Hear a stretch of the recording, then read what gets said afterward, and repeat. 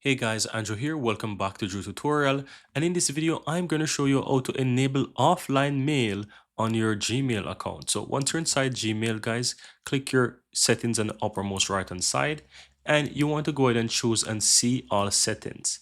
Now from here, you want to tap towards the left hand side where you have offline. If you click on that, you'll have the option to enable offline mail, right? So once you check this box, you'll be able to set your offline mail. And as you can see here, it shows you basically the storage. It shows you store emails from the last, and you can switch this to 7 days, 30 days, and even 90 days. It's really up to you. You can choose if you want to download attachment as well. And you have some few security settings here that you want to go ahead and, basically choose if you want to, right? So it says after logging out of my Gmail, do you want to keep offline data on your computer or you want to remove data from your PC? You can choose whichever option you want, guys, and then from here you just go ahead and click on save, right? So that's how you can easily go ahead and enable offline mail on your Gmail account.